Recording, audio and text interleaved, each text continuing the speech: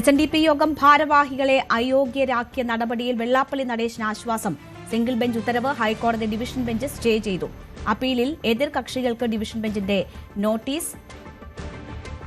വിവരങ്ങളുമായി നിയമകാര്യ ലേഖകൻ advocate CN Prakash ചേരുകയാണ്.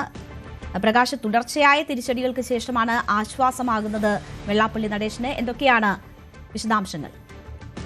തീർച്ചയായും രേണുക, വെള്ളാപ്പള്ളി നടേശനെ സംബന്ധിച്ചിടത്തോളം ആശ്വാസം പകരുന്ന നടപടിയാണ് ഇപ്പോൾ ഹൈക്കോടതി ഡിവിഷൻ ബെഞ്ചിന്റെ ഭാഗത്തു നിന്നുണ്ടായിട്ടുള്ളത്. നേരത്തെ സിംഗിൾ ബെഞ്ച് SNDP യോഗം ഭാരവാഹി സ്ഥാനത്ത് നിന്നും വെള്ളാപ്പള്ളി നടേശൻ ഉൾപ്പെടെ ഉള്ളവരെ നീക്കിയിരുന്നു. ഈ ഉത്തരവ്, സിംഗിൾ ബെഞ്ചിന്റെ ഉത്തരവ് ചോദ്യം ചെയ്താണ് വെള്ളാപ്പള്ളി നടേശൻ അടക്കം ഡിവിഷൻ ബെഞ്ചിൽ സമീപിച്ചത്.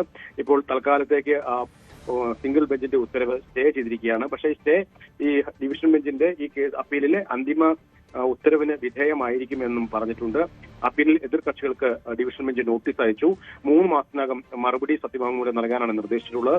അപ്പീൽ ജൂൺ 20-ന് ഹൈക്കോടതി ഡിവിഷൻ ബെഞ്ച് വിശദമായി വാദം കേൾക്കും.